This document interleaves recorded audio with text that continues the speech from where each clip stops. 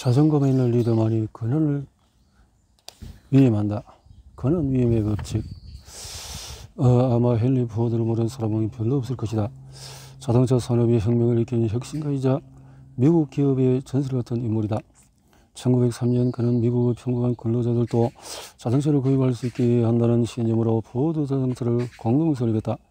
나는 평범한 사람들을 위한 자동차를 만들 것이다. 평범한 사람 포드. 그는 모델을 내놓으면서 자신이 평생 꿈꿨던 비전을 이뤘다. 모델 T는 20세기 미국인들의 삶을 완전히 바꿔놓았다. 뛰어난 사업가와 뛰어난 리더는 다르다. 하지만 포드 이야기가 모두 긍정적이만 했던 것은 아니다. 그는 권한을 위임의 법칙을 받아들이지 않았다. 즉 리더로서 다른 사람에게 권한을 위임하지 않고 독점하는 길을 택했던 것이다. 그는 모델 T에 너무 집착한 나머지 제품을 바꾸거나 개량하는 것을 절대 허용하지 않았다. 심지어 누구도 그 제품에 손을 대지 못하게 했다. 하려는 회사의 디자이너들이 모델 T를 개량한 새로운 제품 모형을 들고 들어오자 포드는 노발대발해서 그 모형의 문짝을 뜯어내고 맨손으로 자동차를 부숴버렸다. 포드 자동차는 포드 자신이 직접 개발한 모델 T라는 오직 한 가지 디자인의 자동차만 20년간 생산했다. 1927년이 되어서야 그는 마지못해 소비자들에게 새로운 제품을 제공하는 데 동의했다. 그렇게 모델 A라는 신제품이 나왔지만 포드 자동차는 이미 경쟁자들의 상대가 되지 못할 만큼 기술력이 떨어져 있었다. 한때 누구보다도 먼저 자동차 업계에 뛰어들어서 경쟁자들 저 멀리 쏟아내던 포드 자동차의 시장 점유율은 계속 떨어졌다. 전국 31년에 28%까지 추락했는데 17년 전의 시장 점유율의 절반이 약간 넘는 수준이었다. 포드는 권한 위임형 리더와는 정반대의 성향을 지닌 인물이었다. 그는 밑에서 일하는 리더들의 사기를 떨어뜨리고 부하 직원들을 감시하고 통제했다. 심지어 회사 내부의 직원들을 조사하고 사생활을 감독하는 부서를 만들기도 했다. 아마도 포드가 가장 비정상적인 방법으로 상대한 사람은 회사의 임원들, 특히 자신의 아들인 에드셀 포드였을 것이다. 에드셀은 어렸을 때부터 회사에서 일했다. 그는 아버지가 이상한 모습을 보면 보일수록 회사를 지키기 위해서 더 열심히 일했다. 만일 에드셀이 없었다면 포드 자동차는 1930년대에 일찌감치 문을 닫았을지도 모른다. 포드는 결국 에드셀에게 회사의 사정자리를 맡겼지만 한편으로는 어떻게든 그의 권위를 깎아내려고 수단 방법을 가리지 않았다. 회사 내에서 유망한 리더가 떠오를 때마다 포드는 그 사람을 자리에서 끌어내렸고 이에 임원들은 견디지 못하고 회사를 떠나갔다. 그나마 몇몇 임원이 끝까지 자리를 지킨 이유는 언젠가 에드셀이 경영권을 물려받고 모든 것을 제자리로 돌려놓으리라는 희망 때문이었다. 하지만 안타깝게도 에드셀은 1943년에 49세의 나이로 사망했다. 포드가의 잘못된 리더십 철학. 에드셀의 맏아들인 26세의 헨리 포드 2세는 해군 복무를 마치고 미시간주의 디어번으로 들어서 회사를 물려받았다. 처음에는 사람들의 반대에 부딪히기도 했지만 하지만 그는 2년에 걸쳐서 핵심 인사들의 지지를 모으고 이사회의 지원을 받았다. 그의 아버지 포드 자동차의 지분 41%를 소유하고 있었기 때문에 할아버지를 설득해서 자리에서 물러나게 할 수 있었다. 헨리 포드 2세가 또 어머니 포드 자동차의 지분까지 해서 헨리 포드 2세가 사장이 되었을 때 회사는 15년 연속으로 수익을 내지 못한 데다가 하루에 무려 $100만 적자를 보고 있었다. 젊은 사장은 혼자서 상황을 수습하기에는 역부족이라는 사실을 깨닫고 회사의 고위급 리더들을 영입하기로 했다. 그 중에는 제2차 세계대전 중에서 육군성에서 근무했던 찰스 손턴 대령과 제너럴 모터스에서 잔뼈가 굵은 노련한 임원으로 밴딕스 항공의 대표를 지낸 적이 있는 어니 브리치 같은 이들도 있었다. 덕분에 1949년 포드 자동차는 다시 성장세로 돌아설 수 있었다. 하지만 헨리 포드 2세는 할아버지와 닮은 점이 너무도 많았다. 그 역시 얼마 안 가서 훌륭한 리더들에게 위협을 느끼고 한 사람씩 제거하기 시작했다. 어떤 임원이 힘이나 영향을 얻게 되면 한직으로 자천시키거나 그 임원들의 부하들에게 힘을 실어주거나 여러 사람 앞에서 모욕을 주는 등 온갖 방법으로 입지를 약화시켰다. 한때 포드 자동차 사장으로 근무했던 리 아이아코카는 회사를 떠난 뒤에 이렇게 말했다. 내가 경험한 바에 따르면 헨리 포드는 강력한 리더를 제거하는 못된 습관이 있다. 그는 헨리 포드 2세가 자신의 리더십 철학에 대해 이렇게 말했다고 한다. 어떤 사람이 부하 직원이 되면 그를 너무 편하게 대하지 마라. 그가 쉽게 일하거나 멋대로 행동하도록 놔둬서는 안 된다. 항상 그가 기대하는 반대 방향으로 그를 대하라. 직원들이 늘 불안해하고 쩔쩔매게 만들어야 한다. 리더는 불안을 이겨내고 근원을 위임한다. 헨리 포드 1세와 2세는 모두 근원 위임의 법칙을 지키지 않았다. 그들은 리더들에게 적절한 자원, 권위, 책임을 부여하지도 목표를 달성하는 데 필요한 근원을 위임하지도 않았다. 오히려 당대 최고의 인재들을 무기력하게 만들었는데 이유는 근원을 넘기면 자신의 입지가 약해질지 모른다는 불안감 때문이었다. 그들은 리더십을 관리하는 데 실패했을 뿐 아니라 주위 사람들의 삶까지도 피폐하게 만들고 조직에 피해를 입혔다. 성공적인 리더가 되기 위해서는 다른 사람들에게 기꺼이 권한을 위임하고 그들이 성공할 수 있도록 도와야 한다. 시어도 루즈벨트도 그 점을 적절하게 지적했다. 최고의 경영자는 사람들을 골라내는 감각과 그들의 일에 간섭하지 않을 자질을 갖춰야 한다. 사람들을 효과적으로 이끌려면 그들이 모든 잠재력을 발휘할 수 있도록 도와야 한다. 그 말은 리더가 기극으로 먹지 않고 한쪽으로 비켜서서 간섭하지 말아야 한다는 뜻이다. 리더가 할 일은 그들을 격려하고 권한을 나눠주고 성공할 수 있도록 돕는 것이다. 이는 우리가 전통적으로 리더십에 대해서 배웠던 것과는 언뜻 다르게 들린다. 내가 어렸을 때 배운 두 가지 리더십 게임은 언덕의 왕과 리더를 따르라 였다. 언덕의 왕 게임의 목표는 사람들을 쓰러뜨리고 꼭대기에 오르는 것이다.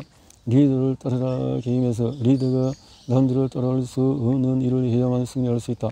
이 게임들의 문제점은 자신이 이기기 위해 사람들을 모두 밟고 올라서야 한다는 데 있다.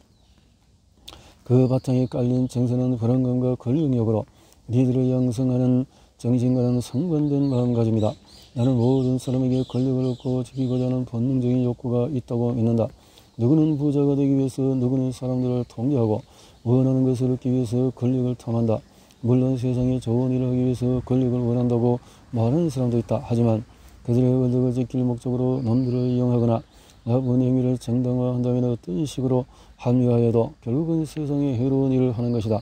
19세기 말 영국의 정치가이자 역사가인 존 액터는 권력은 절대 부패한다고 말했다. 최근에 발생한 미투나 흑인의 죽음도 목숨도 소중하다 같은 사회적인 운동 역시 권력자들이 힘없는 사람들을 대상으로 권력을 휘둘려 해를 입힌 일에 대한 반발로 일어난 것이다. 나는 개발도상국들을 방문할 때마다 그나라의 새로운 권력을 잡은 리더들에게 권한 위임이라는 개념이 얼마나 낯설게 느껴질지 세상 깨닫곤 한다. 싸워서 이기지 않으면 성공하지 못하는 문화 속에서 살아온 사람들은 리더십을 유지하려면 반드시 치열한 투쟁을 거쳐야 한다고 생각할 수밖에 없다. 그들은 타인을 짓밟으며 위로 올라서는 길을 택한다.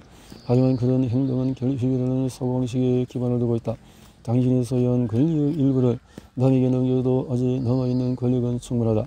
사람들을 아래로 끌어내고자 한다면 당신 아래 역시 아래쪽으로 몸을 구부려야 한다. 그들을 위로 일으켜 세우면 당신도 일어설 수가 있다. 어떻게 그는 위임을 할 것인가? 권력력의 부정적인 영향력에서 벗어나는 방법은 어떤 권력을 갖고 있든 또 사람들에게 기꺼이 나눠주는 것이다. 1단계 내가 직접 일한다. 권한 위임은 스스로 생산적인 사람이 되는 힘과 능력을 가르치는 데서 출발한다. 그래서 영향력 법칙에서 말하듯이 타이틀이나 지위는 당신을 리더로 만들어주지 못한다. 사람들과 좋은 관계를 유지해야 하는 것도 리더십의 중요한 요소이긴 하지만 그것만으로는 리더가 될 수가 없다. 리더가 되려면 자신이 먼저 생산성을 발휘해야 하며 팀을 이끌고 무언가를 성취해야 한다. 능력이 있어야 사람들의 신뢰를 얻을 수 있다. 자신에게 없는 것을 남에게 줄 수는 없다. 2단계 내가 일하고 사람이 배운다. 본격적인 나눔의 과정은 당신은 무슨 일을 하고 어떤 방식으로 일하는지 다른 사람에게 보여줌으로써 시작된다. 그때가 바로 권한 위임이 시작되는 순간이다. 뭔가 실수를 했다면 한물도 없거든 일을 저지를 때까지 기다리지 말고 그 실수를 솔직히 공개해야 한다. 20대 때 이끌던 조직이 내가 떠난 후에 급격히 쇠퇴하는 모습을 지켜본 적이 있었다. 그런 과정을 겪으며 나는 모든 일을 혼자 해내는 팔방미인 같은 사람이 되기보다 내가 하는 것을 사람들에게 가르칠 필요를 느끼기 시작했다. 3단계 그 사람이 일하고 내가 돕는다. 이 단계는 권한 위임을 하는 과정에서 일종의 전환점이라고 할 수 있다. 먼저 시험을 보이고 나중에 스스로 할 수 있는 의도록 돕는 것으로 상대방의 능력을 더 높은 차원으로 발전시키는 것이다. 4단계 그 사람이 일한다. 다른 사람의 손에 권한을 넘겨주는 단계다. 당신이 교육하고 권한을 위임한 사람들이 스스로 일할 능력을 갖췄다면 이제 혼자서도 성공할 수 있도록 그들을 자유롭게 놓아주어야 한다. 5단계 그 사람이 일하고 다른 사람이 배운다. 4등기까지 완료했다면 이제 모든 것이 끝났다고 생각할지 모른다. 하지만 한 가지 중요한 일이 남아있다. 당신이 가르친 사람이 다른 사람을 가르치도록 독려하는 것이다. 그날을 위임받은 사람만이 잠재력을 제대로 발휘할 수 있다. 리더가 다른 사람에게 권한을 위임할 능력이나 의사가 없다면 조직 구성원들 앞에 넘을 수 없는 장애물을 설치한 것이나 마찬가지다. 권한 위임을 가로막는 세 가지 장애물은 권한 위임이 겉으로 긍정적인 일이라면 왜 모든 리더가 권한 위임을 실천하지 않는 걸까? 자기 자리를 지키고자 하는 욕구, 권한 위임의 가장 큰 적은 내 것을 잃을지 모른다는 두려움. 많은 리더가 부하 직원들의 성장을 도왔을 때 자신이 불필요한 존재가 될지도 모른다고 우려한다. 변화에 대한 저항. 노벨 문학상을 받은 작가 존 스타인백은 이렇게 말했다. 사람들은 나이를 먹으면서 변화, 특히 좋은 의미의 변화에 저항하게 된다. 사람들 대부분은 변화를 싫어한다. 변화, 자존감이 길어. 사역가인 존 벼슬이 이렇게 말한다. 자기가 말을 타고 있는 모습이 우습다고 생각하는 사람은 기병대를 끌고 공격에 나올 수 없다. 자의식에 강한 사람이 훌륭한 리더가 되는 경우는 드물다. 오직 자존감이 있는 리더만이 자신의 권한을 나눈다. 41대 부통령 후보로 출마했던 제임스 스톡데일 제동은 이렇게 말했다. 우리에게 가장 필요한 것은 일자를 포기하면서까지 타인에게 도움을 주는 마음 따뜻한 리더들이다. 하지만 그런 리더들이 일이나 사람들을 잃어버린 일은 거의 없다. 권한 위임은 리더의 자신감을 보여준다. 그 가장 위대한 리더였던 에이브러임 링컨 대통령은 겸손했을 뿐만 아니라 자신의 권력과 권한을 사람들에게 흔쾌히 내어주는 것으로 유명했다. 링컨이 선정한 강요들의 면면을 들여다보면 그가 리더로서 지녔던 자신감의 깊이를 진정할 수 있다. 대부분 대통령은 자신과 생각이 같은 협력자들을 강요로 선택하지만 링컨이 그렇지 않았다. 당시 나라가 혼란에 빠지고 법을 간 갈등이 극심해진 상황에서 다양성과 상호 경쟁을 통해 나라의 힘이 될 수 있는 리더를 불러 모았다. 대통령이 정치적인 라이벌을 강요로 임명하는 일이 아예 없었던 것은 아니다. 하지만 선거의 패배에서 시리에 빠진 반대파들로 주의를 채우는 것은 큰 재앙을 부를 만한 행동처럼 보였다. 링컨은 자신과 비슷하거나 더 강력한 리더들의 조언을 얻고 싶다는 순수한 의도로 그렇게 행동했다. 링컨은 나라를 통합시키려는 열망을 개인적인 편안함보다도 더 중요시했다. 1863년 6월 링컨은 포토맥 군의 지휘권을 조지 미드 장군에게 맡기면서 다음같이 메시지를 전했다. 이후 상황을 고려할 때 지금까지 장군보다 더 중요한 임무를 맡은 사람은 없었습니다. 정부의 믿음과 장군이 완벽하게 부응하려는 사실을 의심하실 여지가 없습니다. 장군은 본부에서 내려오는 세세한 지시로 방해받지 않을 것입니다. 장군의 건드는 어떤 상황이 발생하든지 적절하다고 생각되는 작전을 마음껏 펼칠 자유가 있습니다. 장군의 권한하는 지역 내 모든 병력은 장군의 명령에 따라야 합니다. 헨리 포드가 권한 위임의 법칙을 무시한 것과 달리 링컨은 처음부터 끝까지 권한 위임의 법칙을 따랐다. 그는 장군들의 전투에서 좋은 성과를 거두면 그들에게 공을 돌렸고 그들의 성과가 좋지 않으면 자신이 모든 책임을 떠안았다. 링컨의 리더십에 대한 책을 여러 번 쓴 작가인 도널드 필립은 이렇게 말했다. 링컨은 전쟁 기간을 통해서 패배한 전투나 놓친 기회에 대한 공식적인 책임을 늘 자신에게 돌렸다. 아이처럼 거센 자신감 덕분에 링컨은 전쟁 중에도 강력한 리더의 지위를 지킬 수 있었고 동시에 사람들에게 계속해서 권력을 위임할 수가 있었다. 리더는 권한을 위임할수록 성장한다. 링컨 같은 위대한 리더에 대한 이야기는 늘 감동적이지만 어려운 시대에 그토록 뛰어난 리더십을 발휘했다는 사실에 우리처럼 평범한 사람들은 주눅이 들 수 있다. 하지만 권한을 위임하기 위해서 링컨처럼 위대한 리더가 될 필요는 없다. 최근에 나는 마크 콜로버트 내 믿음의 고마움을 전하는 편지를 받았다. 그 일부를 여기에 소개한다. 존에게 제가 이 편지를 쓰는 이유는 20년 전 당신과 인조의 팀이 좌절에 빠진 한 젊은이에게 운을 맡기는 도전을 했기 때문입니다. 당신은 저를 받아주고 제 장점을 살릴 만한 역할을 맡겨주셨습니다. 제가 맡은 역할이 커지면서 책임도 커졌습니다. 제가 어떻게 그 여정을 이어갈 수 있었을까요? 당연히 시간을 투자해서 제게 권한을 위임해 주었기 때문입니다. 데파니, 토니, 메이시 그리고 저는 당신이 우리 삶에 함께해 주어 매일 감사하고 있습니다. 나는 가까운 사람들에게 격려되는 편지를 받으며 안전한 곳에 숨겨 잘 보관한다. 내게는 대단히 소중한 물건이다. 나는 마크가 그동안 내게 해준 일에 감사한다.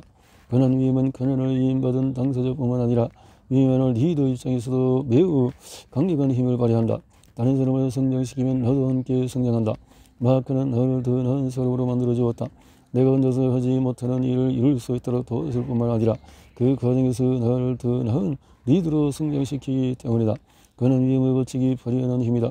당신도 리더로서 사람들의 가치를 믿고 권한을 나눠준다면 그런 힘을 경험할 수가 있다. 다른 사람을 성장시키면 나도 함께 성장한다. 그는 위임 법칙 실천 매뉴얼. 당신은 얼마나 확신이 있는 리더인가? 자신감이 있는가? 당신은 당신의 사람을 얼마나 신뢰하는가? 사람들에게 권한을 위임하는 리더가 되도록 노력하라. 리더가 되라.